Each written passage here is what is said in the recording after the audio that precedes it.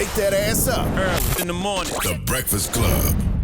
Morning, everybody. It's DJ NV Jess Hilarious, Charlamagne the Guy. We are the Breakfast Club. We got a special guest in the building. Yes, indeed. We have Emma Grede. Welcome. Thank you. I'm Good so morning. happy to be here. Good morning, all of you. How are you? I'm really good, actually. Very good today.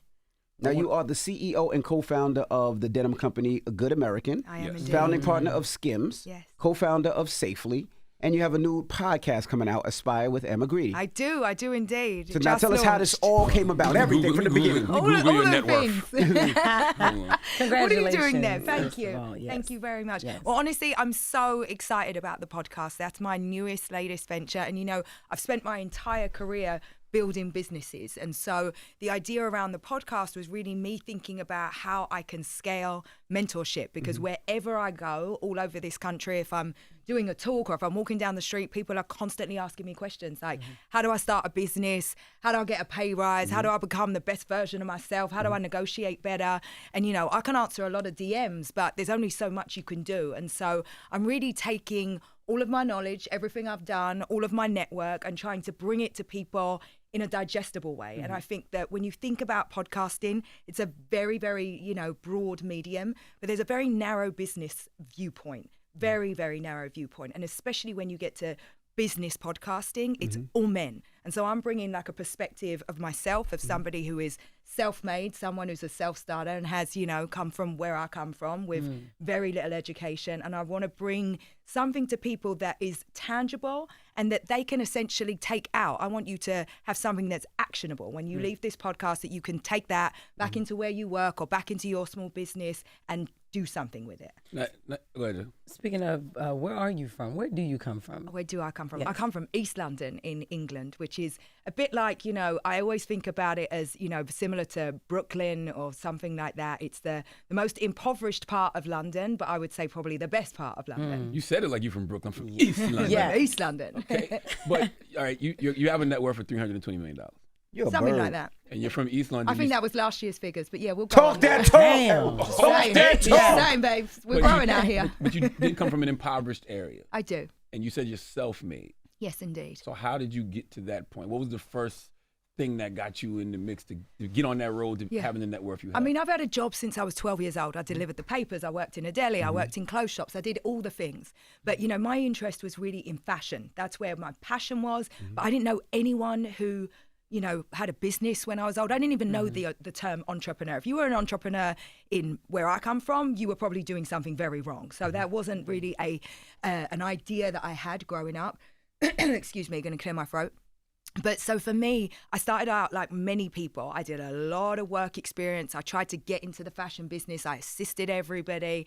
I worked in a lot of stores. And eventually I found myself in a fashion show production company. And so that was me creating the shows, like building the shows, the catwalks, the backdrops. And it was a very unfulfilling job, but you met everybody. So I did that for about 4 years, and then I fell into this kind of weird space of sponsorships, because no designers ever have money to do their shows, and so they needed brand partnerships. And I just happened to be like a hustler, I understand how to put people together and make things happen. So I started doing these brand partnerships, became the girl in London. If you were running a show or you had a party to do, you come to me for the sponsorship. I would find you the sponsorship. And after a while, I started my own company doing that when I was 24 years old. And it kind of grew from there. I did one company, I did another, I sold a couple companies. Fast forward to when I'm about 32, I managed to exit that business. So I spent, nearly 10 years building that first company, had my first serious, meaningful exit, meaning that I made some money for myself. And so I was financially secure. What company was that? That was called ITB. Okay. And it was amazing. It was like an entertainment marketing agency. So I worked with all the great brands and I would put talent in their campaigns. And I built a big company. We had offices in London, in Paris, in New York, in LA. I shut down in LA because I made a lot of mistakes. But it gave me the foundational knowledge to really get to where I am now. And then, of course, I decided after all that time and, creating a lot of value for other people and other brands that I would do something for myself. And that's when I started Good American. Yeah. And Good American, Skims is under that, and what else? No, it's not. They're totally it's separate. totally different? Okay. Separate companies, separate entities, separate shareholdings, separate. That's the thing. I was reading this, and I saw that you have you have certain percentage in Skims. You have a certain percentage in Good American. You have a certain percentage in Safely. And the reason I thought that was so dope is because we live in this era where people feel like you have to have 100% of something to be an owner, to be a boss. But the reality is 100% of nothing is nothing. And listen, here's the thing. I've done a very, very good job because I divest my shareholdings. You don't want to hold a lot of money of a company. I've taken money off the table. I'm not looking to be rich when I'm 75 years old. I want the money now. Yeah. And so I think that when you get valuations, like a $4 billion valuation, you take some money off the table. That's the sensible thing to do, to divest your interests. And that's what I've done all along. And so I'm very happy with the shareholdings I have right now because I have cash in the bank, and that's what counts. How did the Skims company start? You know, people would know Skims because it's so huge. It's it's sponsored by the NBA. So how did that company? We sponsor the NBA, even the other way around, even better. Okay. So how did that company come about? So honestly, I think it came about from the relationship that I have with the family, and Was it your idea? No, it wasn't my idea. It was Kim's idea. She wanted to create a shapewear company or an underwear company, and I had a business with the family, and so we decided to do it together. And the rest, they say, is history. It was the right thing at the right time, and I think with any company, the stars have to align. We launched that company in a magical time, and it hit the kind of zeitgeist. It was the right company for the culture, like at the moment. And so I think it was just a series of amazing things that happened and put it on the map, and here we are. That's amazing because even Good American is Chloe's company, right? It's a partnership between me and Chloe. You and Chloe. Yes. Work well with the family. She said, check. I love that. And there's so many of them, so many checks. I love that. You ever look at Skims and Good American blowing up and think to yourself, damn, we really made the Kardashians culturally relevant again? No, I never think about it like that. No, they've been culturally relevant. I think that what I do is what I do, which is I'm a very, very good product person. I understand how to bring product to market. And my background, 10 years of forging celebrity partnerships makes me really good at understanding how talent are used to accelerate a brand. And so what I bring is an intrinsic knowledge of that space, right? And it's not so easy because otherwise every famous person we know would have a big brand that does hundreds of millions of dollars, and they don't. So there's more to it, right? You really have to be somebody that understands product, that understands the customer, that understands how to run a business, and that's what I bring to those partnerships. And Skims has redefined shapewear. Like, what was the biggest risk you took early on that paid off? I think that Kim had a very clear idea of what she wanted to do, and a very differentiated idea, and I think that that's what it's all about in business. Anytime, right? You have to have something that is unique and a unique point of difference to whatever's out there. And when I think about anything that we've done, whether we're talking about size inclusivity or whether we're talking about the range from like a kind of nude color range, like we're always trying to do something that doesn't exist in the market. And I think when you're solving problems, when you're creating solutions for people, that's when you get that kind of breakthrough. That's when you get something that customers really go, oh, like I need that. I have that problem, and you guys are solving for it. When do you realize when it's time to sell a company? When do you say, okay, this is when we have to exit? I think that is different for every company. And I've been in agency businesses and I've been in brand businesses. I think that what is often true is like your first offer is often your best offer. And you shouldn't always think that there's something amazing coming around the corner. You have to sell things when they're on the up, because it peaks, right? And then you've only got the downside to sell. And so when you've got that momentum, when you've got the forward swing, when you're in growth mode, as they say, that's when you need to think about selling, or at least taking some money off the table. Do people in fashion really care about diversity, or is it just good PR until like the next trend I mean, you hits? could ask yourself, does anyone really care about diversity, right? I don't think it's just about fashion. I think there's definitely a certain amount of, performative action out there, right, for marketing purposes. And actually, Good American, and the reason I started that company was a reaction to that, because I worked in the fashion business and I saw all these companies like hiring one black girl in the campaign, and yet no one in the entire company was black. And I saw people like performatively putting a plus size person in a campaign when they didn't even make the clothes for that person. The girl's like clothes would be cut up the back because she couldn't even fit in the jeans. And so when we started Good American, the idea about it was to say, okay, let's make a company that actually has these values, where the office and the people that run the business and the people that make the decisions and the people in the C-suite are actually a reflection of the customer base. And I think that's what made Good American so successful, that it was actually walking the walk and not just talking the talk. If you were a size 20 and you needed a pair of jeans, you have a tiny waist and a big butt, like you came to Good American and you could feel the difference in that product, and people knew we were for real. It's like how you said that, a tiny waist and a big bod. Yeah. That's what we were working with. What's something you okay. I was going to say, now you're also on Shark Tank. I am. You I'm a have been guest on shark. many Yes, episodes. absolutely. What do you look for when somebody's on Shark Tank and they're pitching something to you? You know, for me, it's always about the founder. It's always, you know, even when I think about hiring and investing, I'm like attitude over experience, because that's my experience, right? I'm not someone who comes from a place where you'd be like, I'm going to bet on her. And so I really want that person that is so passionate about their ideas, so crazy about it. They know everything about the competition. They know everything about what they're doing, and they are deep and they are into it. So I'm going for someone who, like, feels it intrinsically. I was going to ask, so what was your most successful investment on Shark Tank? Do you know, it was this incredible, it's so funny that you asked that, because when I got onto that show, you know, you do a few investments, and I remember saying to Mark one day, will I ever make any money out of any of this stuff? And he said, you know what, Emma, there'll be one, and one of them will make you a bunch of money. And for me, that was Cake's Body, these incredible two women that make like a silicone nipple cover. And of course, the minute I saw them, I was like, I know that business. I understand this space. Like, I know I need that in my kit, in my wardrobe. And they were doing just under $1 million when I met them. And a year later, $120 million. Jesus, wow. Killed. Congratulations to And them. just, you know, just a couple of like regular girls that left their jobs and decided, I'm going to do something for myself. You have such a very confident demeanor.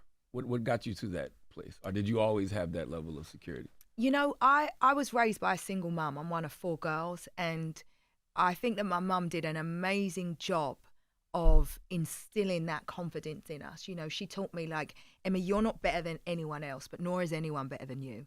And I really grew up believing that. I really felt like if I work hard enough, anything is possible. And in East London, I was surrounded by people that were really hustlers, but they were trying their hardest. They were doing whatever they could to make a buck. And that's just in my spirit. You know, for me, I'm a trier. I'm going to keep doing, I'm going to keep learning. And so much of what this podcast is about, you know, I think of myself as a lifelong learner. I'm always in learning mode, right? It's like the more you learn, the more you earn. And I really, really feel like if you can help people broaden their horizons, if you can bring new ideas to people, there's nothing more valuable than that. And so I feel like in my life, that's just who I am. It's just in me. I got 4 girls. Where do you fall? I'm number 1. Oh, you know? Oh, Yeah, okay, I'm the okay. oldest. Okay, Number 1, okay. as I like to say. My sisters will be like, she ain't number 1.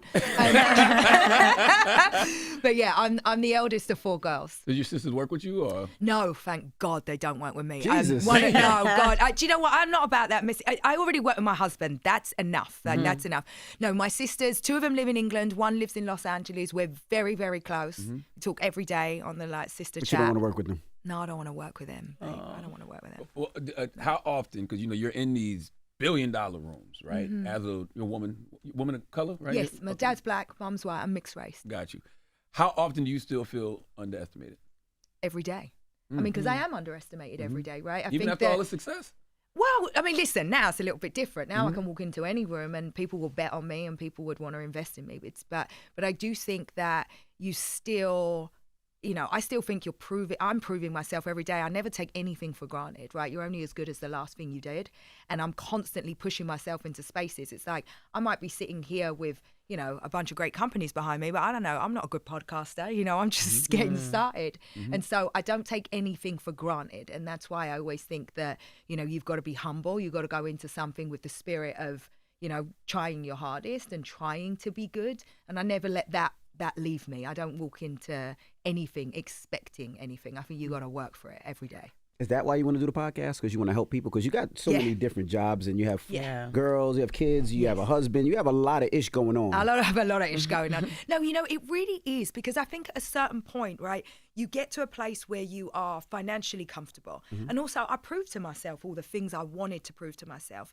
And now I think that the sign, you know, of success for me is how many people can come along like that are like me, that can come along and you can open the door for, and that could actually have this sense of changing their life and building the life of their dreams because of something that I did. And I know that, you know, people are looking to me, and I feel like it's honestly a responsibility. And I don't want that to sound, you know, trite or like something that feels disingenuous. It is, I feel very, very responsible for all the women that get in touch with me all the time, because there are so many barriers, and there's so much out there that tells you that it's an impossibility, that there's not room for people, that your opinion doesn't matter. And I really think that leaning into my differences, really knowing and understanding where I come from and what is different and important about that, that's what's actually given me like space in these rooms. That's why people look to me and say,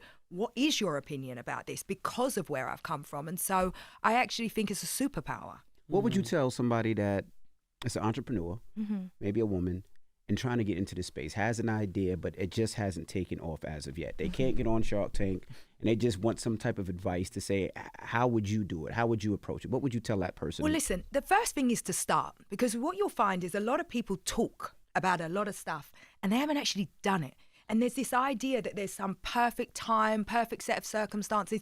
It's never perfect. And also this idea, we're in this culture right now where everyone thinks they have to raise a load of money. Like, don't raise any money. Just do something. Get out of the gate. We live in a world where social media and Shopify has enabled us to start things very cheaply. And you can start small. Not everything needs to be $1 billion business. Maybe you're trying to transform your circumstances and leave your corporate job. And actually a little bit of money, a little bit of revenue will be transformative for you. So I would say don't benchmark and measure yourself by some standard that actually isn't part of your existence. It's like, do something, get out of the gate, start it, and then you test and you learn into it, because nothing works immediately. If I think about the business that I started with, Good American, 3 SKUs of skinny denim, and what it is today, the two things don't even look the same. They don't look the same. We changed the size, we changed everything. The only thing you can't change in business is the reason that you started, right? It's like the very essence of what you do, and your purpose has to remain the same. You iterate everything else, transform on the way up. And so I think that that's a really important thing. It's like you just have to get out of the gate and start. I agree with you. You know, I think comparison is the thief of joy, though. Yes, it is. So people will start something, but then they'll be looking at you, but they don't realize all the time you've already put in, all the experience you got that got you to this point. But they feel like if they're not doing what Emma's doing right now, they're not successful. Totally. And I think that that is just, again, it's so much about the culture that we sit in right now. It gives you this idea that, you know, there's such a thing as overnight success, and I don't know any overnight successes. You know, again, I have been working since I was 12, and all of those experiences, you know, are so formative, and they're so in me. And it's like every single thing you get leverage, right? And when I talk about leverage, I don't just mean taking something that you've been given. It's like, what do you have? Well, I have my reputation, right? And that reputation for delivering great business when I was in the agency business allowed me to go and raise money. I didn't know what private equity was. I would never have known how to go and raise funds. I went to a client that I'd consistently delivered good business for in my agency,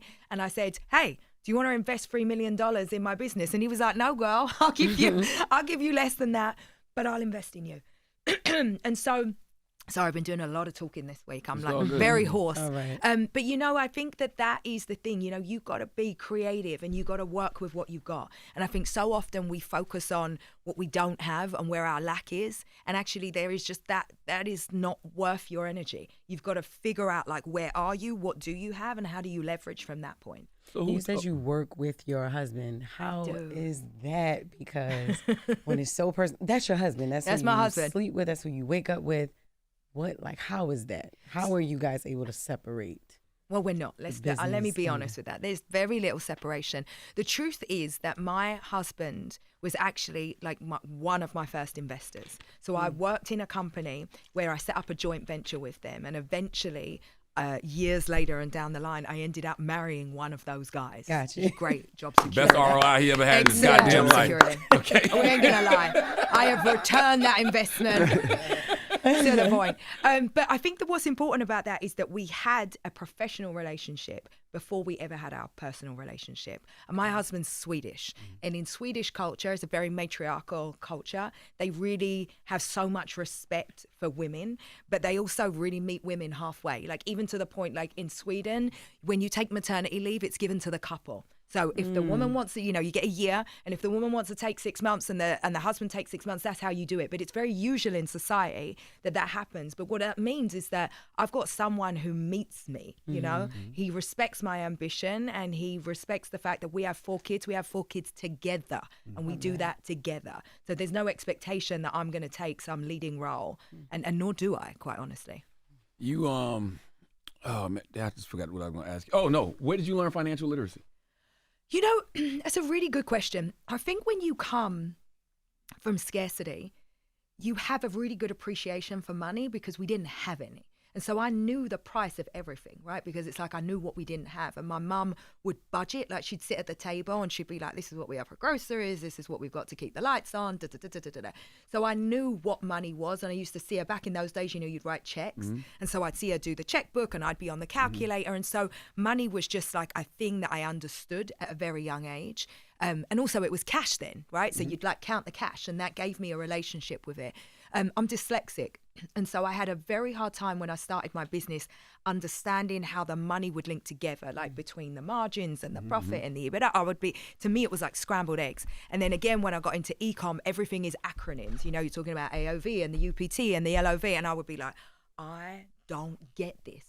But I think the thing for me is that I'm naturally curious. And so I would just ask a lot of questions. And I learned by just asking, I'm never scared to be the dumbest person in the room. I'm like, what does that mean? How does that work? That's right. How does that go together? And so I just learned on the fly. And I think that being naturally cautious about money meant that even when I got investors, I spent their money like it was my own, meaning that I'm frugal. Like I am tight. I'm just holding all the money all the time. And I never am like flashy with the cash. Even now, when I am a bit flashy with the cash, it's like I know the cost of everything. No one can buy anything in my house and me not be like, what was that? Because there's a special price for everything in Bel Air. My toilet breaks, they're like, oh, hi, here's the, it's the Bel Air price. And I'm like, no, this is what we're paying. So I'm like very aware of everything. How much power do you have in these partnerships? Well, I don't really think about it in terms of power. We're partners and we do different things. And so I have, at Good American, I'm the CEO. And so I make all the decisions as a CEO would in any company. In Skims, it's very, very different. And Kim plays a very, very hands-on role. My role is across everything product related. So design, merchandising, production, planning, that's a part of the company I run. And I see my role as really like making Kim's vision come true. She's like, this is really what I want to see. I want to make a nipple bra. I'm going to make the best nipple bra with the best margin, and we're going to make hundreds of thousands of them. So that is what I do. What's harder, convincing investors to back inclusive brands or convincing consumers it's not just a gimmick? I never think about inclusivity as what the brand is about, right? Because I think about, at the end of the day, what you're selling to customers is like the overarching dream of what a brand is. And there's so much more to that. Inclusivity is one piece of what we do, providing a great product at a great price and getting it to consumers really quickly. Like that's what the brand is. And then there's all of these different parts that are additive to it. So I think that whenever you're pitching something, first of all, you've got to know your audience, but you've got to understand what the true mechanics are of anything and what the important parts of anything are. And inclusivity is one of many, many things that we do. So I never think about it as something that is like that is the main selling point, because nobody's like, at the end of the day, no one's buying inclusivity. If you're a size 16, you're here for the size 16. You ain't here for the size 24 and the size 8. So that's just what we do. Like giving the right thing to do is, and the right business decision to make is to serve as many customers as you can. If I make 19 sizes, I'm going to do better business than if I sold 6. Yeah, it's just good business. My wife loves Skims, you know what I mean? Good. And I remember asking her why, and she just likes the way it fits. It's comfortable. Simple as that. Very comfortable. Fits. But what would you say to the black women who feel like Skims isn't made for them, even if it looks like it is? Well, it is made for them. Who are they? What are their sizes? We have everything. Just it's like I'm like, no, it's made for everyone. We have the most unbelievable customer base, and you don't have that level of sales if it's not for certain people. All right.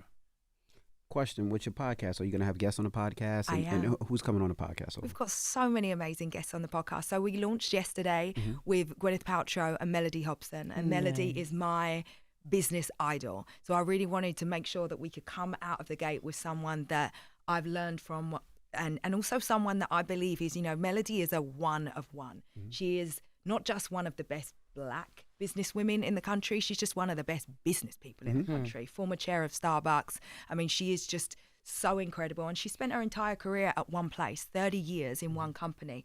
And I think that there's some really amazing learnings for that. She went in as an intern, born on the south side of Chicago, one of five kids, right? She's one of five. And she is just single mom again, the most incredible woman. Went into this company as an intern, and now she owns a very, very meaningful part of a $14 billion private equity business. And so I look at that and like my mind is blown. And then again, Gwyneth, I thought so interesting because for so many women, they're starting businesses from something that they're passionate about. And also they're trying to do a pivot.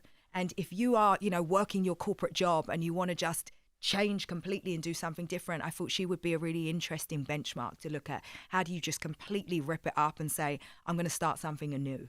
So I was really happy to have those first people. But I also think that women have a lot to learn from men, right, in business. And so I'm really going to be focused on a lot of different men coming through. And so we have Michael Rubin, I've got Mark Cuban. Nice. I have the wonderful you at some point. Charlamagne's coming on and I'll be so happy. So I've just got like a bunch of really incredible guests.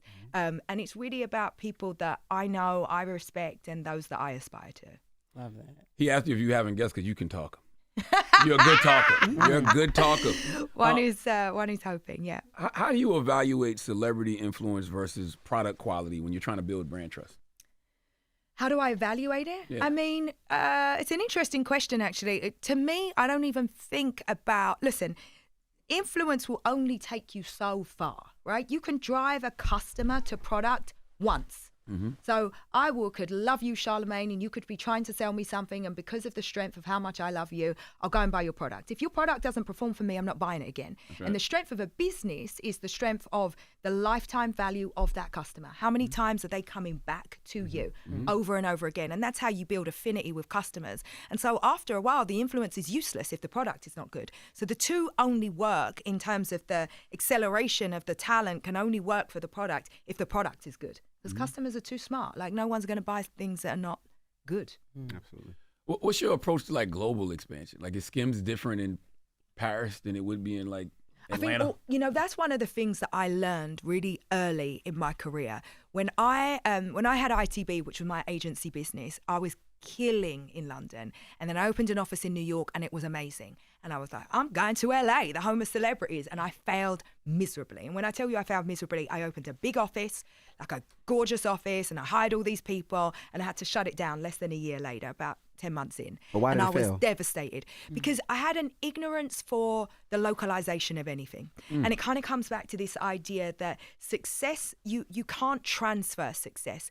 And more than anywhere, I feel like LA is one of these places, it's built on such a community, right? It's like, and you are either in that and you understand it or you don't. And I brought all of my kind of like this ignorance of success into a place where they were like, no, honey, not here. Like this, that's not going to wash. I've since been successful in LA, but I really understood the landscape of the place. And so to answer your question, I think that you have to really think about localization in certain markets. Like there's no such thing as Europe, right? Europe is a bunch of different territories, and what works in Germany does not work in France, which is not works in England. It's very different to if the US, which is essentially one market with a little bit of localization. So you really have to think globally about if your product is going to resonate in that market and how and where, and have specificity around how you come into that market.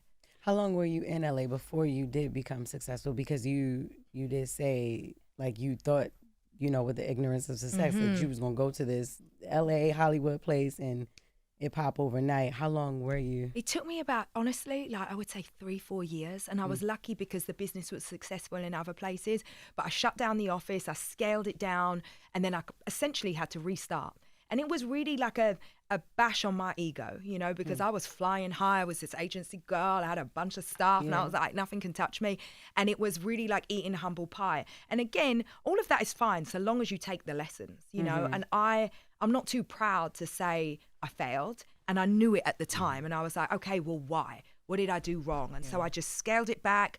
I changed a few of the people around. And again, that's really difficult because for me, I was often bringing, you know, people that I loved, people that were successful with me in a business. And there's nothing worse than having to fire people.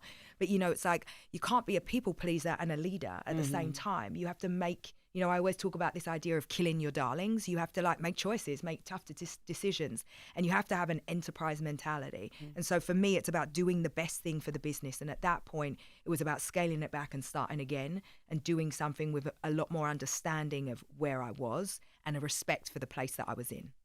I want to ask you something about Skims again. I remember there's a couple You of years. love Skims. Yes, he What are you does. wearing? You wearing My wife Skims? wears it all the does wear time. No, them. Do you wear Skims? I love the way my He wears wife them. looks in it. Okay, but are you wearing Skims? No, You know we have men's. I That the didn't know men's that. skins. Oh, yes. throw away your, like, yes. I'm Like you, thick now. come on. No. Once again, we have all the sizes. Okay. We don't He said, I'm discriminate. thick. This guy's crazy. I'll get you some products. Okay. Can you get in some products, please, for this afternoon? I'm going to hold you to that now. Absolutely. I Okay. will deliver. But I remember them saying Kanye was a ghost creative director for Skims. Oh, Lord. You're At one not point? gonna. You're not gonna do that to me today, are you? I don't. No. I just remember seeing it. When I come here with my energy and my voice and all my things, I'm here to talk about me. Don't do that to me now, please. Okay. Please. All right. Good Lord. What do you? You what ain't do getting the Skims down. I'm just asking a question. Now she By wants the to way, know Kanye me. for them Say by the me. way, This is the creative director. she handled it the way you should handle it. When you don't want to answer a question, just don't answer it. Good. There's nothing wrong with it. I love it. What do you want your legacy to be? Business mogul, culture shifter, investor, or just something else entirely?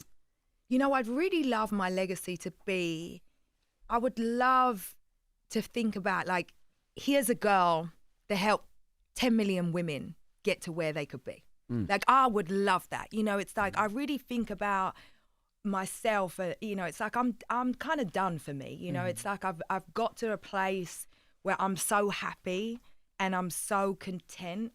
And of course, I'm very ambitious still for myself. That's not to say like I'm in retirement or anything, but I do really like look at my success now and think, my goodness, wouldn't it be amazing if like a million other little Emmas appeared, you know, a million other girls that like left school when they were 15, really without a lot of hope, became super successful because of something I said, I did, I enabled. Yeah. And so that's what I'm thinking about right now. And I think it's possible for me to do that. As these DEI initiatives are being rolled back in government and corporations, have those pressures changed how you approach DEI for your businesses? Absolutely not. In fact, never. And I really lean into that because I know that honestly, it's the diversity in my business is a superpower. It's been a superpower for me. Absolutely. And, you know, you guys probably know I'm the chairwoman of the 15% Pledge, and we work with brands all over this country to essentially advocate for them to take 15% of their annual spend and give that to Black-owned businesses. And so we've put over $14 billion of opportunity into the hands of Black founders and entrepreneurs all over this country. Wow. And when I look at those, this is a business proposition. This isn't a nice to have. This isn't a fun to do. This isn't a tick on some charter somewhere. This is about having more relevance with your customer base. And I know that if you walk into Sephora now versus walking into Sephora 5 years ago, it's not just better for Black women or women of color who can find a product. It's better for everyone because everyone can go in there and buy those products. Black businesses aren't just for Black people, nor are Latino businesses, nor are any businesses. So I actually think that when we talk about some of this stuff, we lose sight of what we're actually talking about. We're talking about more choice, better for customers, and that's what winning looks like. So it's like we really shouldn't, like, I think it's so crazy that people would try to think about these things as like nice to haves. It's like, do you want to make more money or not? I make more sizes and more colors. I have more customers. Like, behave. Hold on, expound on that. Like, do you ever get tired of explaining why diversity isn't a marketing I angle? get so tired because I'm like, what are we talking It's about numbers. here? It's about money. It's really simple. It's really simple stuff. It's like we're trying to be more dynamic. We're trying to be more differentiated. We're trying to bring more people through our doors. Who cares? Who cares who they are? That's right. Right? Like I don't understand. Yeah, why it. limit yourself? Why limit Like, why not yourself? widen the customer base? 100%. Yeah. What's your I knew I made it moment? You know, I honestly think that it's so funny because I think, you know, so many people, and quite rightly so, are down on this country right now, right? We all feel the fatigue. And I think that moving to America was a game changer for me. And I think that what you have to understand is that the American dream is still alive and kicking. There is nowhere on earth that I could have done the journey that I've done now. And, you know, my husband's, he has a very, very wise father. He died. And he used to say, you know, America is the best of everything and the worst of everything. And it's really true to me. Now that I live here, I really see that so clearly. But I'm living my American dream, you know, and this place and the people and the opportunities that I've had here have been unbelievable. And so I'm really kind of living proof of something that is still very, very special about this country. Wow. Well, there you have it. I enjoyed this conversation, Emma. Aspiring I with enjoy you Emma guys. Grede.